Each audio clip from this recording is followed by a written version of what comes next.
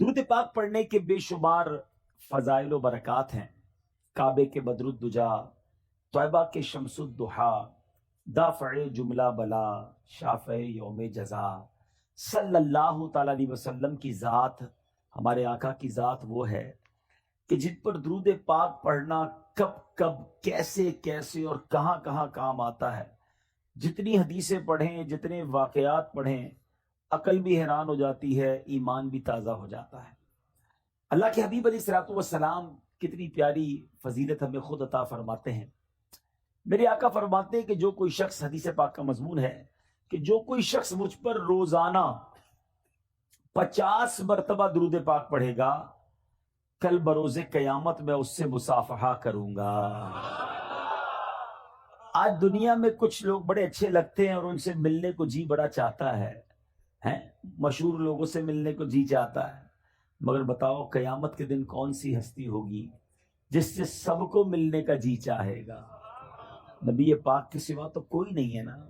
آقا ہی نے کام آنا ہے، انہوں نے ہی شفاعت کرنی ہے، انہوں نے ہی پیاسوں کو اپنے ہاتھوں سے جام کوثر پلانا ہے، انہوں نے ہی پل صراط سے پار لگانا ہے۔ اعلیٰ حضرت کہتے ہیں نا کہ مشکلیں بڑی ہیں، مگر ہر جگہ سرور کائنات علیہ الصلوۃ والسلام نے کس طرح کام آنا ہے۔ فرماتے پیاس بڑی ہوگی، کرم فرمائیں گے، کتنا خوش نصیب ہوگا وہ شخص جس کی ملاقات نبی پاک سے روز قیامت ہو جائے۔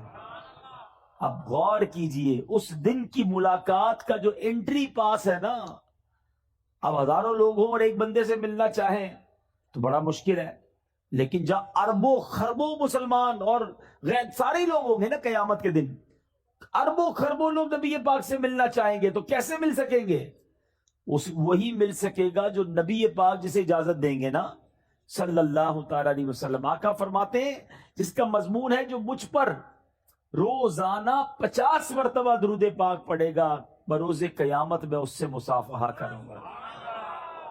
اب بھی فضول باتیں کریں، اب بھی ادھر ادھر کے گپ شپ میں گھنٹوں گزار دیں اور درود پاک نہ پڑھیں، یہ کتنی بڑی محرومی ہے۔ آئیے نیت کریں انشاءاللہ کہ روزانہ کثرت کے ساتھ درود پاک پڑھیں گے۔ شادی میں محفل کرنا، نعت خوانی کرنا، قرآن خوانی کرنا بہت اچھی بات ہے، بڑا اچھا طریقہ ہے، لیکن اس کو فارمیلٹی نہ بنا دیا جائے کہ جناب ہمارے پہلے 4 فنکشن ہوتے تھے، اب 5 ہوں گے۔ ایک جو ہے وہ نعت خوانی ہو جائے گی جس میں اللہ رسول کی باتیں ہو جائیں گی، باقی سارے وہ کام بھی ہوں گے جو اللہ کو ناراض کرنے والے ہیں۔ یہ نہیں کرنا چاہیے۔ آپ ذرا خود سوچیں، شادی نعمت کتنی بڑی ہے، اور بیسیکلی شادی ہے کیا؟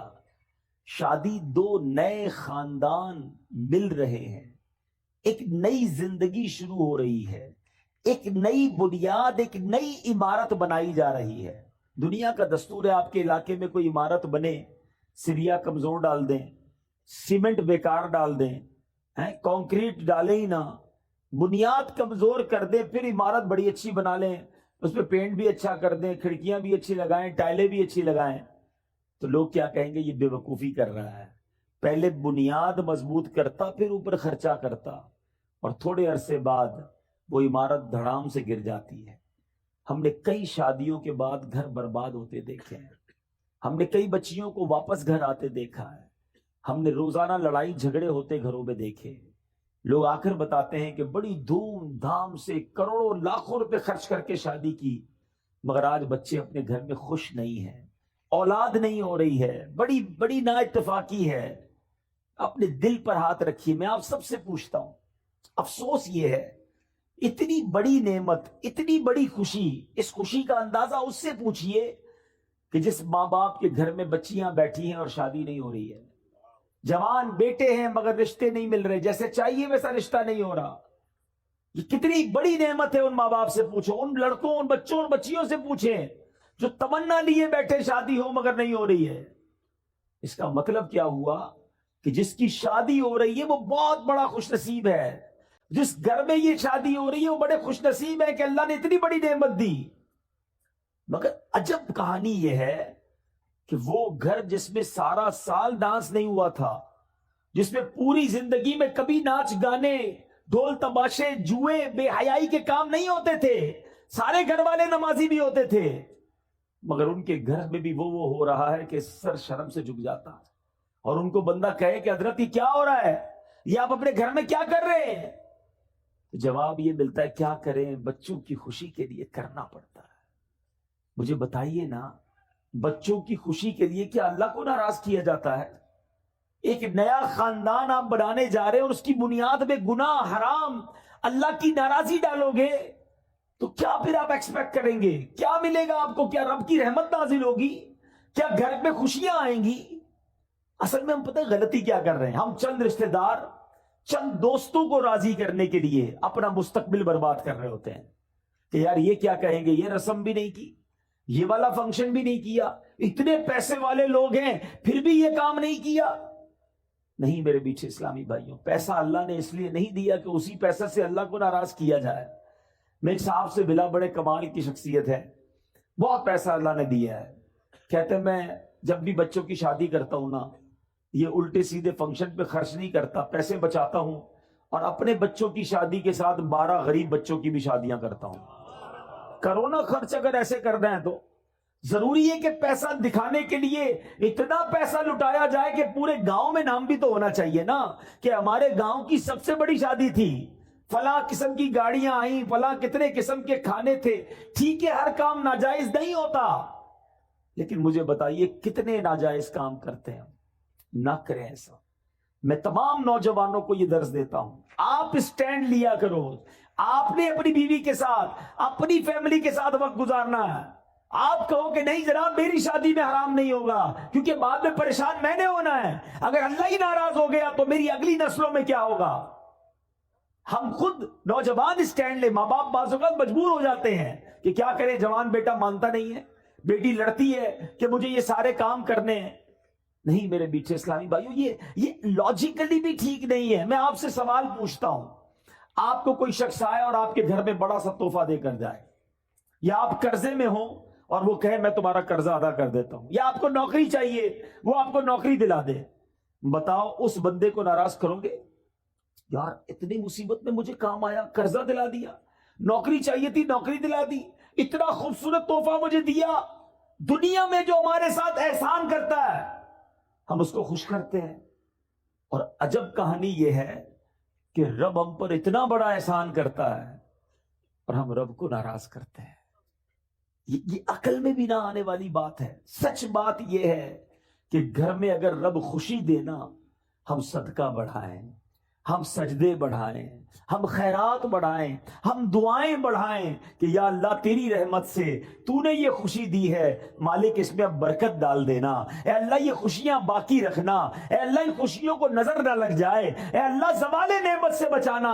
ارے رب کی طرف سے عطا ہو تو ہمارے سجدے اور شکر بڑھنے چاہیے، مگر عجیب لوگ ہیں ہم کہ وہ عطائیں بڑھاتا ہے، ہم خطائیں بڑھاتے ہیں۔ وہ عطائیں بڑھاتا ہے، ہم اللہ کو ناراض کرنے والے کاموں میں لگ جاتے ہیں۔ تھوڑے پیسے ہوتے ہیں نا، کسی کے پاس غریب ہوتا ہے، تھوڑے گناہ ہوتے ہیں کیونکہ گناہ کرنے کے لیے پیسے ہی نہیں ہوتے، روز دعا کرتا ہے یا اللہ مالدار کر دے، پیسے والا کر دے، اور اللہ نے اگر مال میں برکت ڈال دی اب کیا کرتا ہے؟ اور گناہ کرتا ہے۔ اب تو مزہ آیا، اب تو پیسے آئے، اب ارمان پورے کروں گا، اس لیے دیے تھے رب نے پیسے۔ ارے اللہ نے پیسے دیے تو تم صدقے بڑھاتے نا، غریبوں کی مدد کرتے، سجدے بڑھاتے۔ خدا را میرا پہلا درس یہی ہے، جس خاندان میں شادی ہو رہی ہے، میں آپ کا بھائی ہوں، میں آپ کا بھلا چاہتا ہوں، آپ کی آگے کی زندگی میں بھی آپ خوشحال رہے یہ چاہتا ہوں، اور خوشحال وہی رہے گا جس سے رب راضی ہے۔ مجھے جواب دیجئے خوشیاں دینے والا کون ہے؟ جواب دو نا، کون خوشیاں دینے والا ہے؟ عزت دینے والا کون ہے؟ اولاد دینے والا کون ہے؟ برکت ڈالنے والا کون ہے؟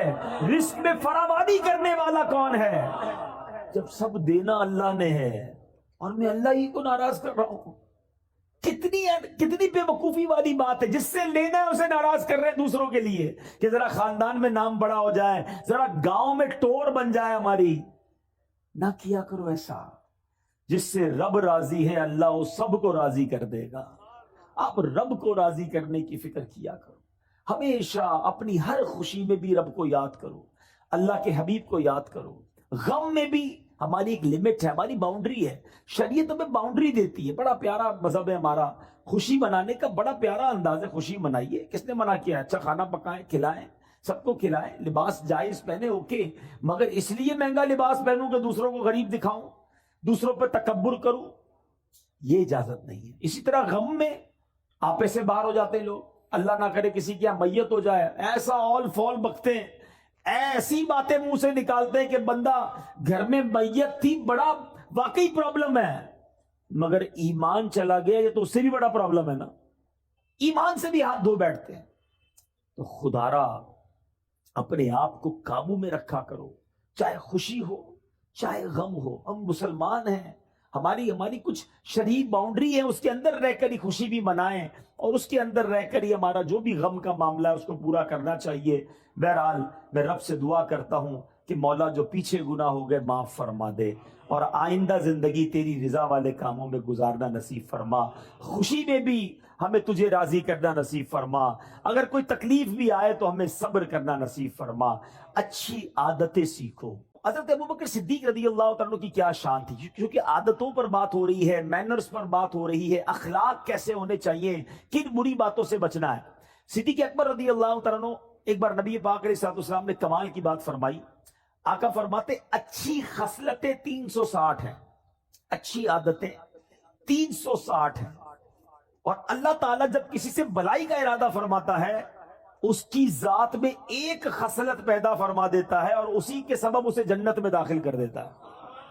یہ بہت بڑی بات ہے کہ اچھی عادتیں اندر ہوں، گناہوں سے بچے انسان. اب صدیق اکبر رضی اللہ تعالیٰ تو کمال ہے نا، سوال کیسا کر لیا کہ حضور کیا کوئی ایسا بھی ہے جس کے پاس یہ ساری 360 خصلتیں ہوں؟ ایک خصلت جیسے ملے اللہ اسے جنت دے دیتا ہے. حضور کوئی ایسا بھی ہے کہ جس کے اندر یہ 360 خصلتیں موجود ہوں؟ نبی پاک فرماتے اے ابو بکر تمہارے اندر یہ ساری خصلتیں موجود ہیں. اللہ ایسے ہی نہیں پیار کرتے ہم صدیق اکبر رضی اللہ تعالیٰ عنہ سے. نبی پاک کے ایسے خلیفہ، ایسے ساتھی ہیں کہ یار غار بھی تھے اور یار مزار بھی ہیں، آج بھی سنہری جالیوں میں نبی پاک کے ساتھ موجود ہیں. اب جس شخصیت کے بارے میں میرے آقا فرمائے کہ ابو بکر ساری 360 خصلتیں تمہارے اندر موجود ہیں، تو ان کے اخلاق تو اب زیادہ پڑھنے چاہیے نا کہ کیا ایسی خصلتیں ہیں. جب میں ایک اور بات ایڈ آن کر دوں، میرے بہت سارے اسلامی بھائی بیٹھے ہیں، دعوت اسلامی والے بھی بیٹھے ہیں، اور بھی نیک نمازی داڑھی والے امامے والے نظر آ رہے ہیں. نارملی ایک اور ہماری جنم معلومات کی کمی بتا رہا ہوں اور ہمارے عمل کی کمی بھی بتا رہا ہوں. آج کسی داڑھی امامے والے یا مذہبی حلیے والے سے کہو نا بھائی آپ سنتوں پر عمل کرتے ہیں، کہتا بالکل جناب میں سنتوں کا پیکر، چلتا پھرتا سنتوں کا پیکر. اچھا جناب ذرا سنتیں بتائیے کتنی ہیں؟ اب اس نے سنتیں بتانی ہے. امامہ پہننا سنت ہے، داڑھی سنت ہے، تیل لگانا سنت ہے، کنگھا کرنا سنت ہے، سیدھے ہاتھ سے کھانا سنت ہے، بسم اللہ پڑھنا سنت ہے، سلام کرنا سنت ہے، مسکرانا سنت ہے، اور چپل سیدھے پاؤں پہ پہننا سنت ہے، کپڑا سیدھے ہاتھ سے پہننا سنت. اور بتائیے 10 12 15 اور بتائیے. That's it. ہمیں 15 17 20 سنتوں سے زیادہ سنتیں پتہ نہیں ہیں، اور ہم کہتے ہیں میں سنتوں کا پیکر ہوں. جناب علماء نے اپنی کتابوں میں 400 سے زیادہ نبی پاک کی سنتیں لکھی ہیں. اور اب سنو میں بتاتا ہوں چند سنتیں، میری جو پوائنٹ ہے اس کو سمجھیے گا.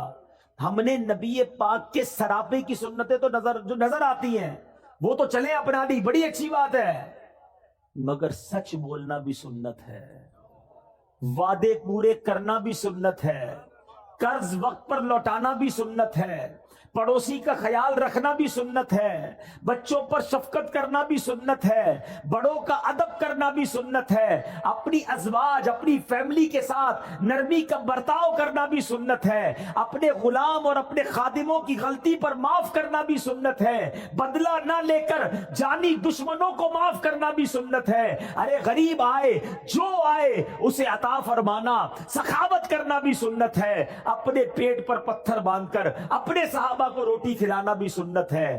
ان سنتوں پر کون عمل کرے گا؟ داڑھی رکھ لی، امامہ پہن لی اور کاروبار میں جھوٹ بولتے ہیں. یہ صرف سراپے کی سنتیں اپنا کر ہم سمجھ رہے ہیں ہم سنتوں کے پیکر ہو گئے. جس نے سنتیں سراپے کی سجائیں اس پر اب زیادہ ذمہ داری ہے کہ اب کردار کی سنتیں بھی اپنائے، ورنہ لوگ کہیں گے کہ دیکھو امامہ پہن کر داڑھی رکھ کر نمازیں بھی پڑھتا ہے اور یہ حرام کام کرتا ہے، سود کا کاروبار کرتا ہے، جھوٹ بولتا ہے، قرض واپس نہیں لوٹاتا ہے، گھر والے پریشان ہے کہ بیوی پر ظلم کرتا ہے، ماں باپ کا ادب نہیں کرتا ہے، بچوں پر سختی کرتا ہے. کیا یہ نبی پاک کی سنتیں نہیں؟ تو خدا را اے میرے میٹھے اسلامی بھائیوں، ہاتھ جوڑ کر اپنے بیٹھے اس لیے سمجھا رہا ہوں کہ یقیناً داڑھی رکھنا سنت ہے، یقیناً امامہ پہننا سنت ہے، سنت کا لباس ہم نے اپنایا. اب لوگ ہم میں نبی پاک کی جھلک دیکھنا چاہتے ہیں، کردار مصطفیٰ کی برکتیں دیکھنا چاہتے ہیں. تو سنتیں بہت ساری ہیں، اور کردار کی سنتیں کون اپنائے گا؟ تو خدا را ضرور امامہ ہو، ضرور داڑھی ہو، ضرور نمازیں ہو، نماز کا نشان بھی ہو، مگر بات ہو تو سچ ہو، زبان سے انگارے نہ نکلیں، زبان سے تانے نہ نکلیں، زبان سے کانٹے نہ نکلیں کہ جو بات کرے اس کا دل چھلنی ہو جائے.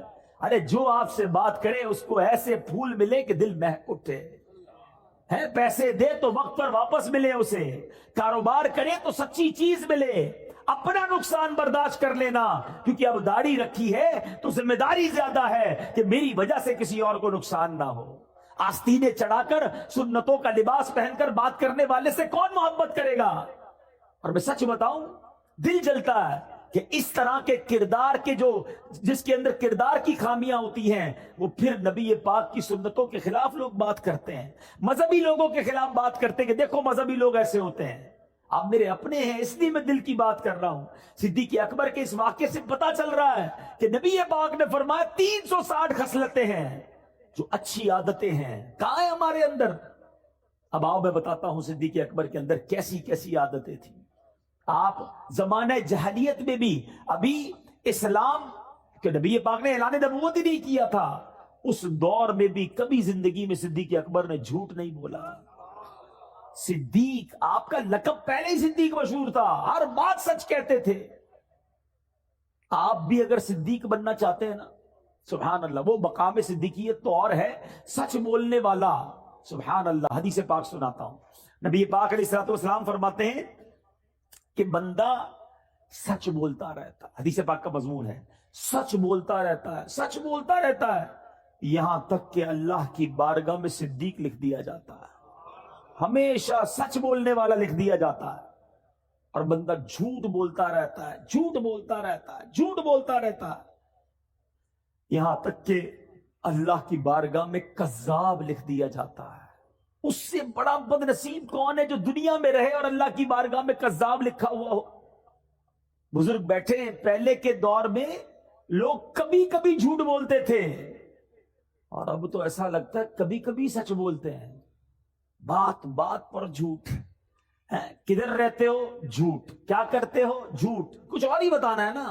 کیسے بتاؤں شادی والے میں رہتا ہوں، گاؤں میں رہتا ہوں، او بھائی میں تو فلاں بڑے شہر میں کوٹھی ہے میری تو بڑے بڑے کارخانے ہیں، پتہ چلا لگاتا ٹھیلا ہے بتاتا کارخانے ہیں.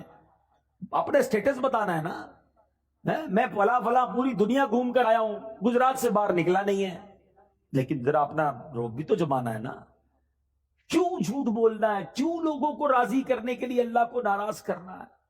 اچھا پھر ایک اور الگ کہانی ہے کہ جناب چٹکلے سنانے کے لیے، لطیفے جس کو کہتے ہیں، ہنسانے کے لیے، کامیڈی کرنے کے لیے جھوٹ بولنا ہے. یاد رکھو حدیث پاک کا مضمون ہے کہ جو ہنستے ہنستے گناہ کرے گا قیامت کے دن روتے روتے جہنم میں ڈالا جائے گا. تم لوگوں کو راضی کرنے کے لیے جھوٹ بول رہے ہو، لوگوں کو راضی کرنے کے لیے، کامیڈی کرنے کے لیے، لوگوں کو خوش کرنے کے لیے اللہ کو ناراض کر رہے ہو. حدیث پاک کا مضمون ہے کہ جو ایک جھوٹ بولتا ہے بندہ، اس کے منہ سے اتنی بدبو نکلتی ہے کہ رحمت کا فرشتہ 1 میل دور چلا جاتا ہے. اتنے جھوٹ بولے. اب کوئی لوگ ملتے کہتے ہیں گھر میں برکت ہی نہیں ہے، بیماری دور نہیں ہوتی ہے، کاروبار میں برکت نہیں ہے، گھر میں لڑائی جھگڑے بہت ہیں. کدھر سے رحمت آئے گی؟ تم نے جھوٹ اتنے بولے کہ رحمت کے فرشتے سارے دور کر دیے. نہیں میرے بیٹے اسلامی بھائی، صدیق اکبر ہمارے سروں کے تاج، ہم ان کے غلام. ذکر تو بڑے شوق سے سنتے ہو، ان کی باتوں پر عمل کب کریں گے؟ آؤ آج نیت کریں، کچھ بھی ہو جائے ہم نے انشاءاللہ ہمیشہ سچ بولنا ہے. شیطان ڈالے گا دماغ میں کہ جناب تم سچ بولو گے تو تمہارا مال کیسے بکے گا, دوسرے لوگ جھوٹ بول کے بیچ دیں گے, دوسرے لوگ آگے بڑھ جائیں گے. ابے کسی کو نہیں دیکھنا ہے. یاد رکھو کونوا مع الصادقین, سچوں کے ساتھ ہو جاؤ. آپ سچے ہو جائیں انشاءاللہ رب کی رحمت آپ کے ساتھ ہو جائے گی. سچ بولنے سے کام بند نہیں ہوگا, اللہ اور عطا فرمائے گا, غیب کے خزانوں سے عطا فرمائے گا. صدیق اکبر رضی اللہ تعالیٰ عنہ کی باتیں تو اتنی ہیں سبحان اللہ کہ میں ساری رات ہی بیان کرتا رہوں. ایک اور بات کر کے اپنی گفتگو کو ختم کرتا ہوں, اور یہ بھی گاؤں گوٹھوں میں بہت زیادہ پائی جاتی ہے, اس لیے میں اس خصلت کو, اس عادت کو, یہ بھی سنت ہے اور لیکن اس سنت پر عمل کرنے والے شاذ ملتے ہیں. صدیق اکبر رضی اللہ تعالیٰ کا ایک معمول تھا کہ مدینے کی جو بچیاں تھیں وہ خلیفہ بننے سے پہلے 3 سال تک ہر سال آپ کے پاس آتی اور محلے کی بکریاں, اپنی بچیاں جو ہیں بکریاں لے کر آتی. تو تقریباً ہر دوسرے دن آتی تھی اور کہتی حضور ہماری بکریوں کو آپ دودھ دھو دیجئے. صدیق اکبر رضی اللہ تعالیٰ ان کو دودھ نکال کے دیتے. اب آپ بن گئے خلیفہ, امیر المومنین, ہیڈ آف اسٹیٹ. آج کے لفظ میں آپ تو اس مملکت کے ہیڈ تھے نا. اب ان بچیوں نے آ کر کہا کہ حضور پہلے تو آپ دودھ نکال دیتے تھے, اب تو آپ خلیفہ بن گئے ہیں, اب تو آپ دودھ نہیں نکالیں گے. آپ نے فرمایا کیوں نہیں, بکریاں لے آیا کرو, میں اب بھی تمہیں دودھ دھو دیا کروں گا. مدینے کی بچیاں بکریاں لاتی. صدیق اکبر رضی اللہ عنہ خلیفہ بن چکے تھے, پھر بھی ان بچیوں کا دودھ دھویا کرتے تھے. حضرت عمر فاروق کے بارے میں آتا ہے, یہ کیسے لوگ تھے. کہتے کہ میں ایک بوڑھی عورت کے گھر پر بیچاری پریشان تھی تو کبھی کبھی جا کر اس کے گھر کے کام کاج کر دیا کرتا, صفائی کر دیا کرتا, چیزوں کو ٹھیک کر دیا کرتا. ایک بار گیا تو بوڑھی عورت نے کہا کہ پہلے ہی سارا کام ہو گیا ہے, گھر صاف ستھرا تھا, ایوری تھنگ مینج. کہ کون آیا تھا, کہ پتہ نہیں کون آیا تھا, کوئی آیا تھا اور آ کے کر کے چلا گیا. اچھا, دوسرے دن گئے پھر گھر کا کام پہلے ہو گیا. تیسرے دن گئے پھر گھر کا کام حضرت عمر سے پہلے ہو گیا, عمر فاروق رضی اللہ عنہ سے پہلے. کہتے کون ہے جو مجھ سے پہلے آ کر گھر کے سارے کام کر جاتا ہے. اب ایک رات حضرت عمر فاروق کہتے ہیں میں دن میں آ کر چھپ جاؤں گا. آپ آ کر شام کو چھپ گئے, دیکھا کہ خلیفۃ المسلمین امیر المومنین حضرت ابو بکر صدیق تشریف لائے. اس بوڑھی عورت کے گھر میں جھاڑو لگایا, اس کے کپڑے اور اس کے سارے کام کاج ٹھیک کیے اور اس کے بعد تشریف لے گئے. کیا سیکھنے کو ملا کہ خلیفہ بننے کے بعد بھی عاجزی کا پیکر ہے, انکساری کا پیکر ہے, ڈاؤن ٹو ارتھ ہیں. اور آج ہمارا کیا حال ہے, تھوڑے پیسے مل جائیں, تھوڑی نمبرداری مل جائے, کسی ملک کا ویزا لگ جائے, او ہو پھر تو ہمارا سٹائل ہی الگ ہے نا. پہلے محلے میں کوئی جانتا نہیں تھا, آج تھوڑا نام پاکستان میں مشہور ہو جائے پھر تو انداز ہی بدل جاتا ہے. بندہ مالدار ہو کر آج کل یہ ہو گیا غریب رشتہ دار کو پہچاننا چھوڑ دیتے ہیں کہ میں کیسے بتاؤں یہ میرا چاچا ہے, یہ بیچارہ پگڑ باندھے والا, یہ دیہاتی آدمی, میں کسی کو کہوں گا میرا ابا ہے, میرا چاچا ہے, تو لوگ مذاق اڑائیں گے. استغفر اللہ. یہ سیکھا ہم نے, یہ اسلام کی تعلیمات ہے. یقین کرو میرے بیچ اسلامی بھائیوں, تکبر ایسا گناہ ہے, اللہ کو اتنا ناپسند ہے کہ روایتوں کا مضمون ہے کہ متکبر کو قیامت کے دن چوٹیوں کی شکل میں لایا جائے گا اور لوگ مسل مسل کر اس کے اوپر سے گزر رہے ہوں گے. تکبر ہی تو کیا تھا شیطان نے. حضرت آدم علیہ السلام کے سامنے دیکھ کر کیا کہا تھا, انا خیر من, میں اس سے بہتر ہوں. اے اللہ تو نے اس کو مٹی سے بنایا, مجھے آگ سے بنایا ہے.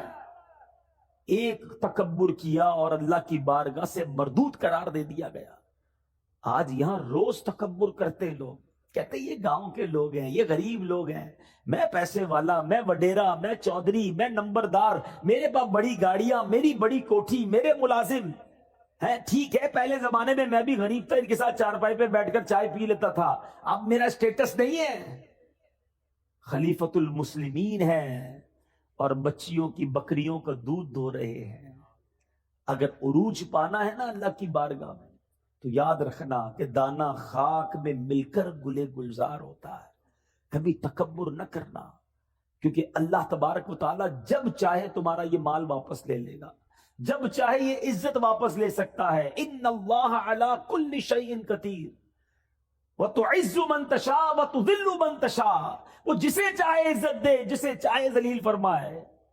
تو میرے بیچ اسلامی بھائیوں سیکھو کہ ہم نے کبھی تکبر نہیں کرنا ہے. اگر مال دیا اللہ نے دیا ہے، ہمیں اور جھک جانا ہے. کہتے نا وہ درخت جھکا ہوا ہوتا ہے جس میں پھل لگے ہوئے ہوتے ہیں. تو جھک کر رہیے، عاجزی کا پیکر رہیے. سیکھیے اپنے بزرگوں سے، اپنے اسلاف سے کہ وہ کتنا بھی بڑا مرتبہ ہو جاتا تھا عاجزی کا پیکر رہتے تھے. آج ہاتھ ملانا پسند نہیں کرتے. ایک اور بات بتا دوں، یہ جو غریب رشتہ دار ہے نا، جی ہاں رشتہ دار ہماری اصل ہے، کبھی انہیں مت بھولنا. ان کا بڑا مرتبہ ہے.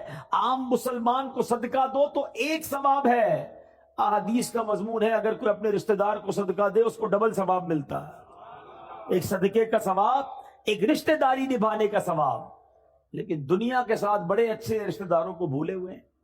اور ایک اور بات بتا دوں، بے شک انٹرنیٹ پر 5000 دوست بن گئے ہیں، کئی گروپس کے فالوورز بن گئے ہیں، آپ کے بہت سارے لائکس بڑھ گئے ہیں، سارا دن انہی کے ساتھ لگے ہوئے ہیں. نہ ماں کے لیے ٹائم، نہ والد کے لیے ٹائم، نہ رشتہ دار، نہ چاچا، نہ ماموں ہیں. جب بیمار پڑو گے نا بستر پر تو وہ 5000 فرینڈز جو انٹرنیٹ پہ بنائیں کوئی بھی بستر کے کنارے کھڑا نہیں ہوگا. وہی بھائی، وہی بہن، وہی ماموں، وہی چاچا، یہی لوگ کام آئیں گے. مرنے کے بعد بھی انہوں نے ہی ہمیں یاد کرنا ہے.